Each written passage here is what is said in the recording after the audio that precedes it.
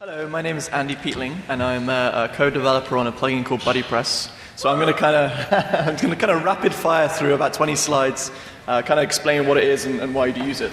So my presentation is going to be why would you use Buddypress and what exactly it is. So trying to kind of explain what it is exactly. So Buddypress is basically a social layer on top of WordPress. It's specifically for WordPress MU right now. Hopefully when the merge happens, it'll be available for just the merged version of WordPress. But the idea is that when you sign up and create a WordPress blog, the focus is around the blog. But Buddypress will take the focus somewhat off the blog and put it onto the user.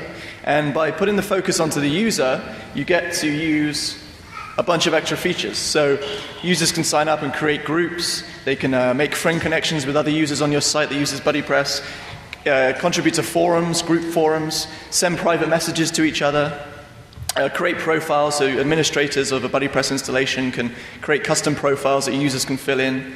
And also one of the biggest features is the activity streams. So everything that anybody does on your site is aggregated into an activity stream, and you can see what's happening, sort of in real time on your site and per user and per group. So it adds all these kind of social features on top of an existing install of WordPress. So why would you use Buddypress? It's really all about niches, and niches are kind of I guess a group of passionate users around a specific topic. So some examples would be sports teams or colleges, maybe company intranets, or newspapers, hyperlocal newspapers, blog networks. So anything that has a group of users that are really passionate about a subject, you could build a Buddypress site and get those users to sign up and kind of interact and discuss that particular subject. So that's kind of one of the major uses for it.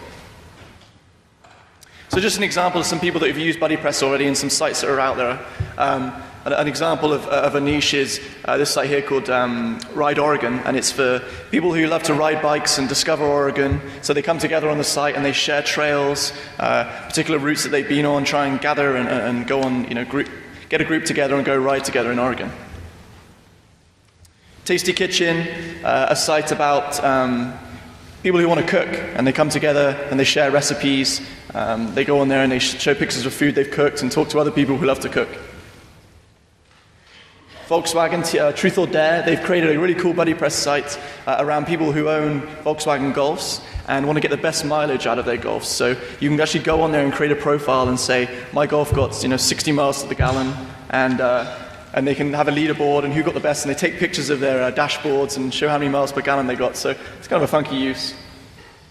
Gig-Own Pro, another one. Basically a site for people that create really in-depth and good articles like white papers. So they have a bunch of authors on there, and people can pay to access that content and sign up and interact with the authors and send each other messages and talk about some of the content they have on the site. The Nourish Network, another food network. I have to speed up here, but another food where people can go and share recipes, a little bit more controlled, but they have groups of people that talk about different recipes and different types of food. And one more, the Buddypress site as well is another really good niche network of people that love to develop and use Buddypress. So we all get together on there and talk about the platform itself. So why would you use Buddypress? You can use things like Facebook and Google groups, but it's all about controlling your own data. So bring your own terms of service. When you use a Buddypress site, you can basically keep control of all the data and keep it on your own servers. Branding, you can put your own logo, change the colors. If you're a WordPress theme designer, you can create your own theme, make it look exactly how you want it to look. And of course, some WordPress plugins also work with Buddypress. So there's a bunch of plugins out there that already do existing jobs. You can add them to Buddypress and introduce no login systems, whatever you want to do. And if you're a WordPress designer or a WordPress plugin developer, you already know how to make Buddypress themes and plugins. So it's kind of an extra level. You could go and say, okay, I want maybe a new challenge. Take a look at Buddypress and maybe start developing things for the platform. I think if you want to find out more, go to buddypress.org/about. And that's it.